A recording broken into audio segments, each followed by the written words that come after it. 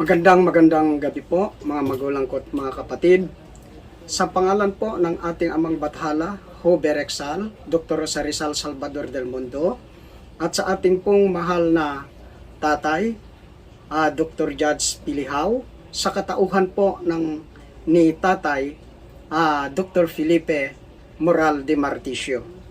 Bibigay pugay po ako sa kanilang dakilang pangalan sapagkat sila ay marapat na sambahin at purihin at dakilain ang kanila pong mga dakilang pangalan. Sa pagkakataon na ito ay muli tayo po ay magsisimula sa ating pong naipangakong tatalakayin ang Santissima Trinidad o ang tatlong persona. Kaya sa pagkakataon na ito ay binabati ko po ang lahat ng mga kapatiran sa lahat ng dako sa ating pong banal na iglesia. Ito po muli ang sanglibutang banal na simulain ni How and Rizal, Iglesia ng Diyos na buhay. Kaya bumabati po kami sa inyong lahat ng mga kapatid sa lahat ng dako. At sa pagkakataon na ito ay ating pong tatalakayin ang unang persona. Nasa pamamagitan po ng inyong pong lingkod, ako po ay umaasa na maipapaunawa ang mga panahon ng kanila pong pagiging isang sugo sa sanglibutan. Sapagkat ang Diyos po ang siyang nagpanukala sa mga bagay na ito na mangyayari upang ang tatlong persona ay mangasiwa sa sanglibutang ito. Kaya sa pagkakataon na ito, mga magulang ko at mga kapatid, ang ating pong tatalakayin, mga lihim na karunungan ng Diyos at mga hiwaga ng tatlong persona. Kaya ang unang persona po ang ating pong tatalakayin sa pagkakataon na ito, nasa pamamagitan po ng ating amang Moses, na siya pong kumatawan sa unang persona, sa pamamagitan po ng ating amang si Jehovah. Kaya tinawag po na siya si Jehovah Moses. Ang infinito Diyos omnipotente, animasula, ay walang pinagmulan o walang pinanggalingan o pinagbuhatan. Nasa anyo ng isang mata na may pakpak. Minsan, siya ay nasa anyo ng isang bula o liwanag hanggang sa magkatawang tao o nagkatawang tao. Ang unang bunga ng kanyang kapangyarihan ay ang ating inang Birhen Santa Maria Gumamela Celis. Nilikha rin niya ang kanyang kaharian at ang 24 na matatanda na nasa palibot ng kanyang dakilang luklukan. Na ito po ay ating pong mababasa sa aklat ng Apokalipsis, Kapitulo 4, versikulo 1 hanggang sa 4. At sa mga ito ay hinugot ang makasaysayan na Santissima Trinidad upang gumanap sa napakahalagang tungkulin sa loob at labas ng mundo. Sa pamamagitan po nito ay nangyari po nang magpasimula na dumami ang mga tao sa balat ng lupa at mga kaanak ng mga babae na nagsikuha ang mga anak ng Diyos ng kanya-kanyang asawa, na ito ay ating pong mababasa sa aklat po ng Genesis, Kapitulo sa ispa 1 hanggang sa 4, hanggang sa ipanganak si Moses sa kaharian ni Haring Paraon sa Ehipto. Si Moses ang unang gumanap sa kapangyarihan ng Diyos upang iligtas sa pagkaalipin ang mga Israelitas sa Ehipto sa pamagitan ng pagkaalipin nila kay Haring Paraon, upang maalaman na may Diyos na totoo at Panginoong Diyos na makapangyarihan sa lahat at tagapagligtas. Ito po ay ating pong babasahin sa aklat po ng Exodus, Kapitulo 9, versikulo 16.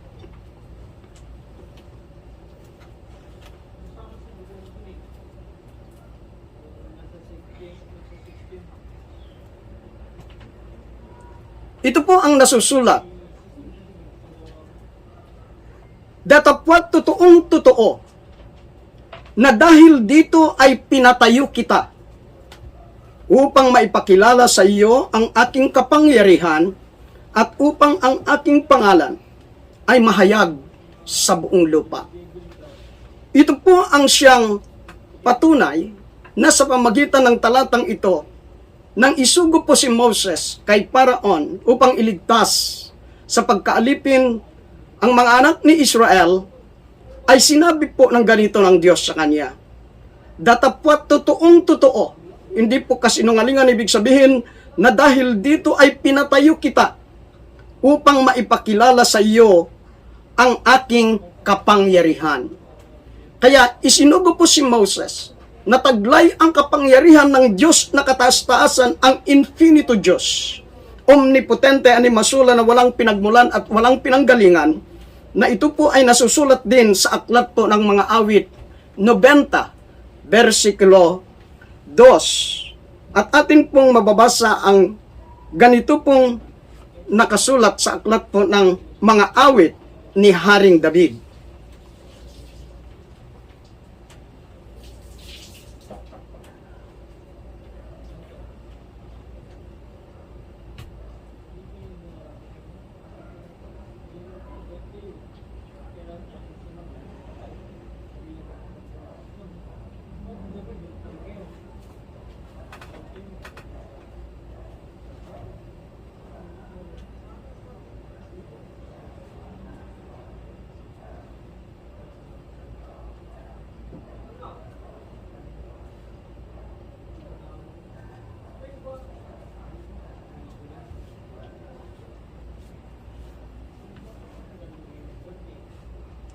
Bago nalabas ang mga bundok, o bago mo nilikha ang lupa at ang sanglibutan, mula nga ng walang pasimula hanggang sa walang hanggan, ikaw ang Diyos. Maliwanag po sa talata na ang Diyos omnipotente, animasula, na walang pinanggalingan, walang pinagbuhatan o walang pinagmulan, ay maliwanag na bago po siya lumikha, maging ang mga bundok o nilikha ang lupa at ang sanglibutan, mula sa walang pasimula hanggang sa walang hanggan, ikaw ang Diyos. Kaya, ito po ang Diyos na katastasan na nagsugo po sa tatlong persona. Kaya mula po kay Moses, ay tinindig niya upang maipakilala sa buong sanglibutan ang katotohanan na mayroong totoong Diyos na makapangyarihan sa lahat. Diyos na tagapagligtas, Diyos na dapat sambahin at kilalanin, Diyos na dapat paglingkuran ng kanya pong mga anak. Kaya maliwanag po sa mga talata na nung dumamin po ang tao sa ibabaw ng lupa, ay ipinanganak po ang panahon ni Moses. Nasa pamagitan po ng tatlong persona ay maliwanag na sa mga kasaysayan, sila po ay isinugo ng tag 2,000 years sila sa ibabaw ng lupa. Kaya si Moses po ay nasugo upang may pakilala ang kapangyarihan ng Diyos na katastaasan sa pamamagitan niya sa loob po ng 2,000 years.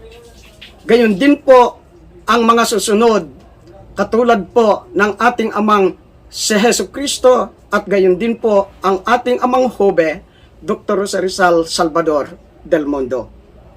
Kaya sa pagkakataon na ito ay ating pong muling ipagpatuloy ang ating pong pagtatalakay.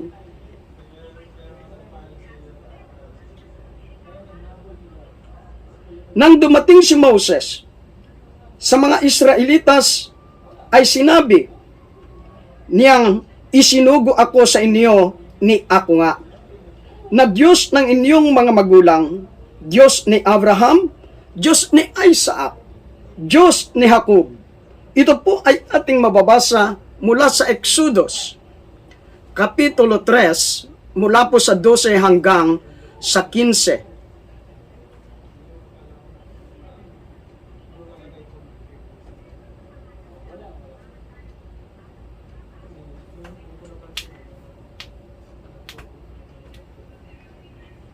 At kanyang sinabi, tunay na ako'y sa iyo, at ito'y magiging tanda sa iyo na ikaw ay aking sinugo. Pagka iyong nailabas na sa Ehipto ang bayan, ay maglilingkod kayo sa Diyos sa bundok na ito. At sinabi ni Moses sa Diyos, narito, pagdating ko sa mga anak ni Israel, at sasabihin ko sa kanila, sinugo ako sa inyo ng Diyos ng inyong mga magulang, at sasabihin nila sa akin, ano ang kanyang pangalan? Anong sasabihin ko sa kanila? Yan po ay tanong ni Moses nang suguin po ng Diyos sa Ehipto.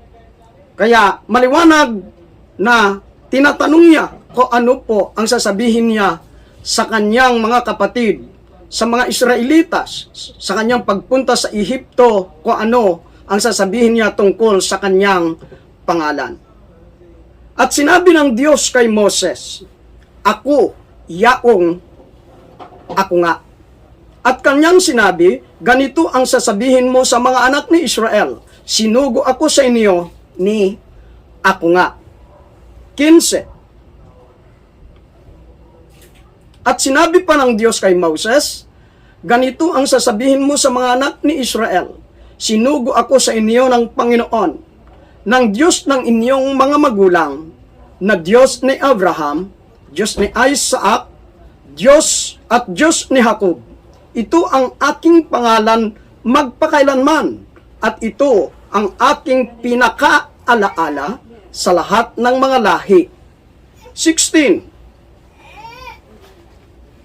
Yumaon ka at titipunin mo ang mga matatanda sa Israel at sabihin mo sa kanila, ang Panginoon, ang Diyos ng inyong mga magulang, ang Diyos ni Abraham, ni Isaac, at ni Jacob ay napakita sa akin na nagsasabi, tunay na kayo'y aking dinalaw at aking nakita ang ginagawa sa inyo sa Ehipto. Kaya ito po ang dahilan kung bakit ang Diyos ay itinindig niya si Moses upang isugo at iligtas ang mga anak ni Israel sa kamay po ni Haring Paraon upang sila'y mapalaya. Kaya maliwanag na sinugo siya ng Diyos na katastaasan, at ang pangalan na sasabihin sa kanila kung sinong nagsugo ay sasabihin po ni Moses sa kanila na ang Diyos ng kanilang mga magulang na si Abraham, si Isaac at si Jacob ay walang iba kundi ako'y yaong ako nga o ako nga. Yan po ang sinabi ng Diyos kay Moses. Ngunit dumating po ang panahon na muli ang Diyos ay nangusap kay Moses. Nang dumating si Moses sa mga Israelitas ay sinabi niya, sinugo ako sa inyo ni ako nga, na Diyos ng inyong mga magulang, Diyos ni Abraham, Diyos ni Isaac, Diyos ni Jacob. Ako yaong ako nga, ahi, Asher, ahi. Ngunit sa pamamagitan ng aking pangalang Jehovah, noon ay di ako napakilala sa kanila. Ito po ay ating pong mababasa sa Kapitulo 6 ng Exodus, versikulo 2 hanggang sa 3. Mula po sa versikulo 2 ng Kapitulo 6 ng Exodus.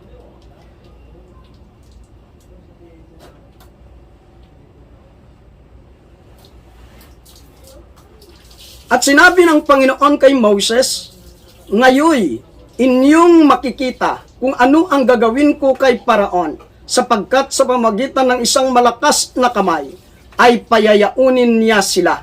At sa pamagitan ng isang malakas na kamay, ay palalayasin niya sila sa kanyang lupain. At ang Diyos ay nagsalita kay Moses at nagsabi sa kanya, ako'y si Jehovah. 3. At ako'y napakita kay Abraham, kay Isaac at kay Jacob na Diyos na makapangyarihan sa lahat. Ngunit sa pamamagitan ng aking pangalang Jehovah, noon ay hindi ako napakilala sa kanila. Ito po ay napakaliwanag na talata na si ako nga o ako'y yaong ako nga at si Jehovah ay iisa. Gayon din po, ang kumatawan nito ay walang iba kundi si Moses. Kaya tinawag po siyang Jehovah Moses. Kaya maliwanag po na sa pamamagitan po ni Moses na gumanap bilang siya po ang Diyos sa ibabaw ng lupa, bilang siya si Jehovah o ako'y yaong ako nga, ay maliwanag na ito po ay iisa. Nasa pamagitan po ng makapangyarihang kamay upang iligtas po at maipakilala ang Diyos na makapangyarihan sa lahat sa pamamagitan po ni Moses sa Ehipto upang palayain ang mga anak ni Israel sa pagkaalipin kay Haring Paraon. Nang dumating si Moses sa mga Israelitas ay sinabi niyang, sinugo ako sa inyo na ako nga, na Diyos ng iyong mga magulang, Diyos ni Abraham, Diyos ni Isaac, at Diyos ni Jacob. Ako'y yaong ako nga, ngunit sa pamagitan ng aking pangalang Jehovah, noon ay di ako napakilala sa kanila. Ito ay maliwanag na inihayag na si Moses na si ako nga at ni Jehovah ay iisa, ngunit kung hahanapin mo ngayon si Jehovah Moses ay hindi mo na makikita. Sa sinulat ni Propeta Jeremias sa Kapitulo 23, versikulo 7 hanggang sa 8 ay atin pong mababasang ganito.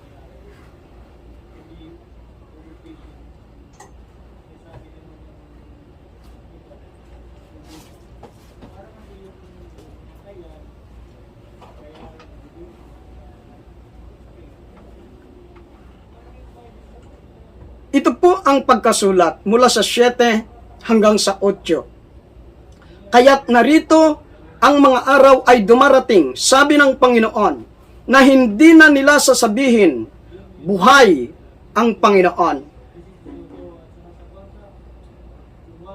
Na nag-ahon sa mga anak ni Israel, unang mga anak ni Israel mula sa lupain ng Ehipto.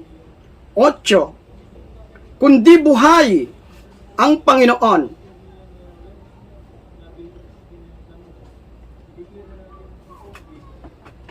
Kundi buhay ang Panginoon na nag-ahon at pumatnubay sa angkan ng binhi ng Israel mula sa hilagaang lupain at mula sa lahat ng lupain na aking pinatnubayan sa kanila, at sila'y magsisitahan sa kanilang sariling lupain. Kaya napakaliwanag po na ang talata na nagpapatunay na darating ang pagkakataon na sasabihin po nila na hindi na nila ito'y makikita pa si Jehovah Moses. Sapagkat, uulitin ko po, sabi niya, kaya't narito ang mga araw ay dumarating, sabi ng Panginoon, na hindi na nila sasabihin buhay ang Panginoon. Sapagkat nawala na sa kanilang paningin si Jehovah Moses. At dito, napakaliwanag din sa talata na ang nag-ahon sa kanila at pumatnubay sa kanila ay tunay na hindi na nila nakita sa kanila pong paningin. Sapagkat alam natin na nagkubli po si Moses sa kanilang paningin. Na ang salita pong pagkukubli ay ibig sabihin na siya po ay sa iba na pong mukha o katauhan, siya po ay makikilala muli. Ipagpatuloy po natin ang ating pong pagtatalakay na ang mga araw ay dumarating na hindi na nila sasabihin buhay ang Panginoon na nag-ahon sa mga anak ni Israel mula sa Ehipto, sapagkat si Jehovah Moses na nagturo at nag-abot sa kanila ng 10 kautusan ay nawala na sa kanilang paningin. Niwala ni isamang nakakaalam. Ito po ay mababasa natin sa aklat ng Deuteronomio 34 versikulo 6.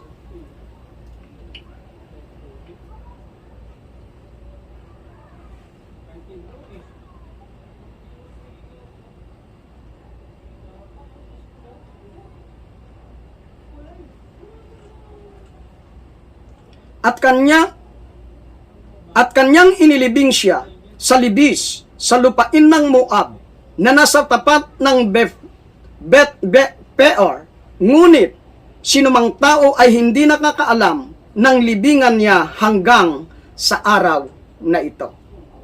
Kaya maliwanag po, mga magulang ko, mga kapatid, na nawala na sa kanilang paningin si Moses. Ngunit mayroon pong muling banggit ng ating Ama sa pamamagitan ng kanyang mga salita. Kaya pagpatuloy po natin ang pagbasa. Subalit, siya'y nagwikang, narito aking sinusugo ang aking sugong, si Elias, upang maghanda ng daan sa harap ko. Kaya maliwanag na ang nagsasalita po rito ay ang ating Amang kataas-taasan. Nasa pamagitan ng kanyang mga salita ay magkakaroon po muli ng sugo. Narito sabi niya, aking sinusugo ang aking sugo sa Elias upang maghanda ng daan sa harap ko, at ang Panginoon na inyong hinahanap. Kaya alam natin na hinahanap noon ng mga Israelita si Jehovah Moses. Ngunit hindi na siya makita, na wala na sa kanilang paningin at wala rin ang libingan na kanilang matagpuan. Kaya maliwanag sa talata na hinahanap nila ang Diyos o si Jehovah Moses. Ngunit sabi niya ay pupunta siya sa kanyang templo. Ano po ang banggit ng talata? At ang Panginoon na inyong hinahanap ay biglang paroroon sa kanyang templo. Kaya, ito po ay isang bagay na dapat po natin maintindihan kung bakit na sinasabi ng talata. May dalawang bagay po ang sinasabi dito sa aklat ng Malakias, Kapitulo 3, versikulo 1 hanggang sa 3. Ito po ay nais ko pong basahin upang maunawaan po natin ng mabuti.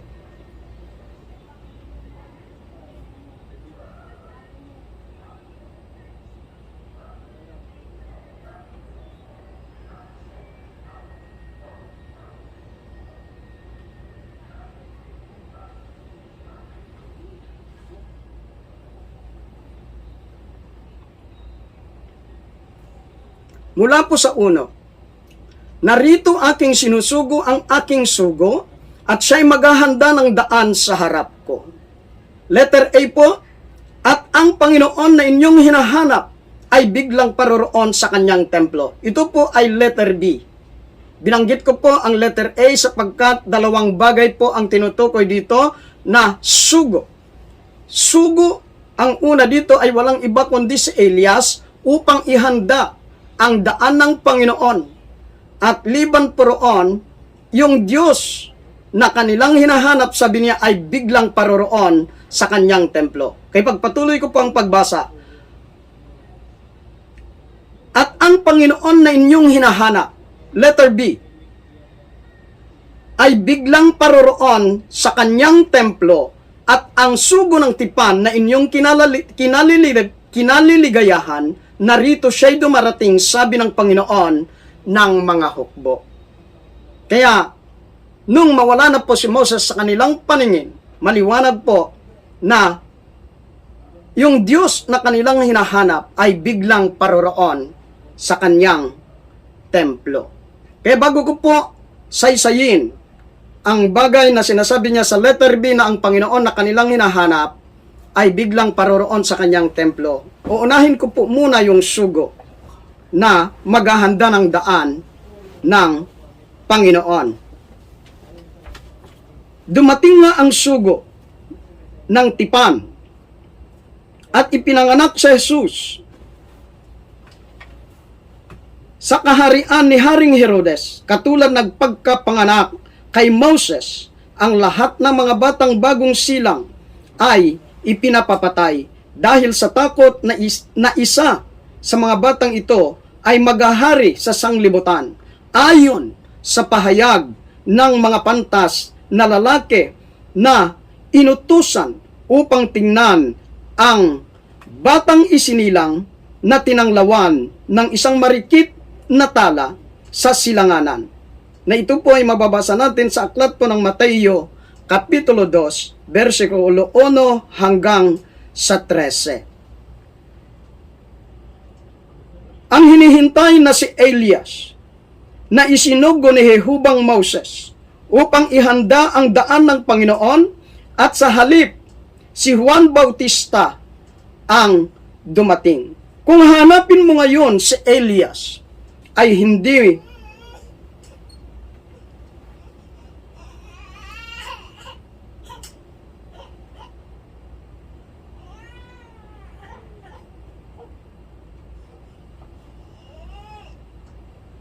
ang hinihintay na sa Elias na isinugo ni Jehubang Moses upang ihanda ang daan ng Panginoon, ay sa halip si Juan Bautista ang dumating.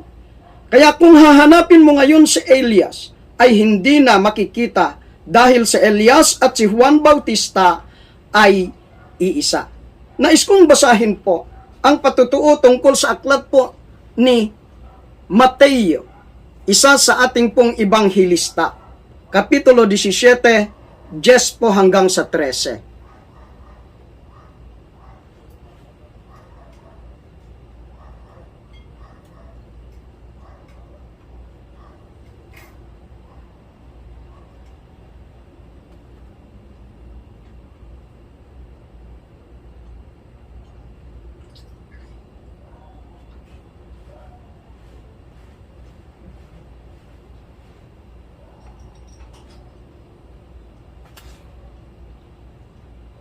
Ito po sa versikulo 10. At tinanong siya ng kanyang mga alagad na nangagsasabi, bakit nga sinasabi ng mga iskriba na kinakailangang pumarito muna sa Elias? 11. At sumagot siya at sinabi, katotohanan sa Elias ay paririto at isasauli ang lahat ng mga bagay. 12. Datapwat sinasabi ko sa inyo, na naparito na sa Elias. At hindi nila siya nakilala, kundi ginawa nila sa kanya ang anumang kanilang inibig. Gayon din naman ang anak ng tao ay magbabata sa kanila. 13. Nang magkagayoy na pag-unawa ng mga alagad na si Juan Bautista ang sa kanila'y sinasabi niya. Kaya dito po naliwanagan ang mga alagad ng Diyos na ang hinihintay na si Elias na siyang maghahanda ng daan ng Panginoon ay sa halip na si Elias ang dumating ay walang iba kundi si Juan Bautista. Kaya maliwanag na si Elias at si Juan Bautista ay iisa. Kaya kung iyong hahanapin sa ngayon si Elias ay hindi na po makikita sapagkat siya na po si Juan Bautista. Kaya ito po ang salita ng Diyos na nagpapatibay sa ating paniniwala bilang isang mananampalataya sa ating amang bathala, Hoberexal, Salvador del Mundo, sa pamamagitan po ng ating amang Dr. Jose Rizal. At ang sinasabi rin po ng talata sa letter B na yung sugo ng tipan na kinaliligayahan ay walang iba kundi yung Diyos na paroroon sa kanyang templo. Kaya ito po ay ating pong mababasa sa aklat po ng Hebrews, Kapitulo 10, versikulo 5.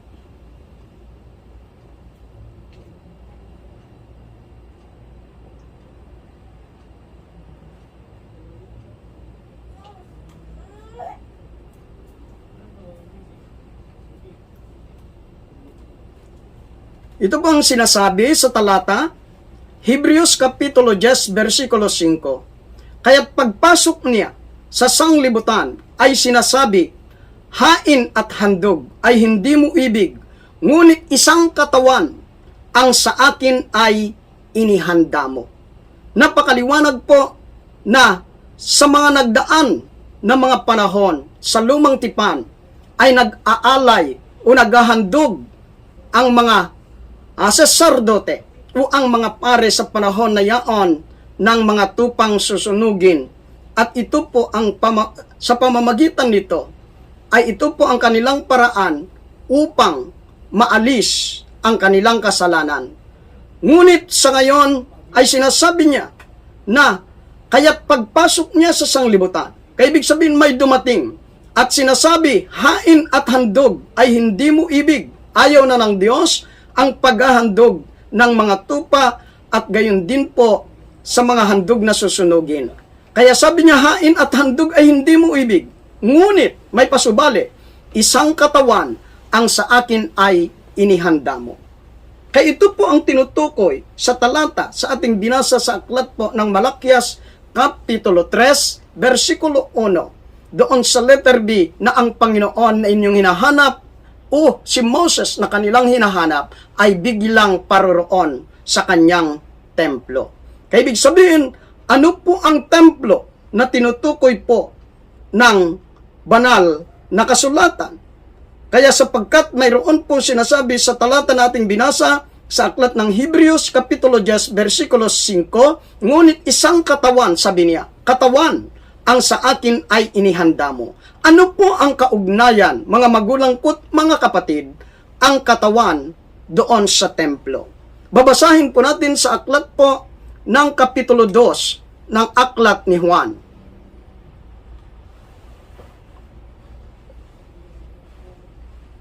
Ito po ay si Ebanghelista Juan.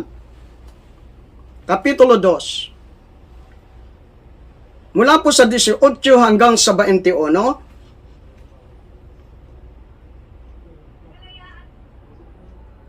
ang mga Hudyo nga'y nagsisagot at sa kanya'y sinabi, anong tanda ang maipapakita mo sa amin? Yan po ang tanong nila kay Hesus Kristo.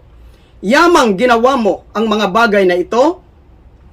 Tingnan natin ang tugon ng Panginoon o sagot. Sumagot si Jesus at sa kanila'y sinabi, igibanin niyo ang templong ito at aking itatayo sa 3 araw. 20. Sinabi nga ng mga Hudyo, 46 na taon ang pagtatayo ng templong ito at itatayo sa 3 araw. Datapwat sinasalita niya ang tungkol sa templo ng kanyang katawan. Kaya maliwanag po, mga magulang ko't mga kapatid, ang mga talata na nagpapatunay na yung Diyos na si Moses bilang Jehovah na kanilang hinahanap na nawala na sa kanilang paningin ay biglang pumaroon sa kanyang templo. Na ang templong tinutukoy ay walang iba kundi ang katawan na siyang kaha o siyang ito po ang ginamit sa pamagitan ng pagkapersona ng ating amang Jehovah na walang iba kundi si Moses na siyang gumanap ng unang persona. Ngunit dito po sa talata na tinutukoy niya po na biglang paroroon sa kanyang templo nang hinahanap po siya ay walang iba kundi ang batang isisilang o ipapanganak po ayon sa aklat ng Esaias Kapitulo 9, versikulo 6 at ito rin po ay matatagpuan sa Esaias 7:14. Ito po ay ating pong tatalakayin sa susunod na pagkakataon sapagkat ang ikalawang persona po ang tinutukoy ng talata na walang iba kundi ang ating amang Hesukristo na nagkatawang tao sa ibabaw ng lupa. Nakatulad po ng pagkakatawang tao ng ating amang infinito Diyos, omnipotente animasula na walang pinagmulan at walang pinanggalingan. Kaya sa pagkakataon na ito, mga magulang ko at mga kapatid, aking pong pinuputol ang ating pong pagtatalakay sapagkat ang ikalawang pagkakataon o yugto ng ating pong pag-aaral sa ikalawang persona na walang dilit iba kundi ang ating amang Hesukristo. Kaya sinasabi sa talata na ang katawan na walang iba kundi ang templo, ito po ang siyang tinempluhan ng Diyos na kataas-taasan, Diyos na gumawa ng langit at ng lupa, ang ating amang infinito Diyos na wala pong pinagmulan at walang pinanggalingan. Kaya maraming salamat sa pagkakataon na muling ipinagkaloob po ng ating amang Diyos na kataas-taasan, ang ating amang Hoverexal, ang Diyos na ating pong binibigyan ng papuri, Diyos na siyang ating pong hinihintay o Diyos na siyang magbibigay ng tunay na kaligtasan po ng mga bawat sumasampalataya sa Kanya pong dakilang pangalan. Maraming salamat po sa inyong pagsubaybay. Kaya sa inyong pagsubaybay, mga magulang ko at mga kapatid, kayo po ay patuloy po na mag-subscribe at gayon din po mag-like sa ating pong mga sinusundan na pagtuturo at pangangaral sa pamagitan po ng sanglibutang banal na simulain ni How and Rizal, Iglesia ng Diyos na buhay, na siyang iglesia po ng ating amang bathala, Hoverexal. Sa pamagitan po ng kanyang banal na sugo, ang ating tatay, walang iba kundi si Dr. Judge Pilihaw. Magandang gabi po sa inyong lahat, mga magulang ko at mga kapatid. Siya.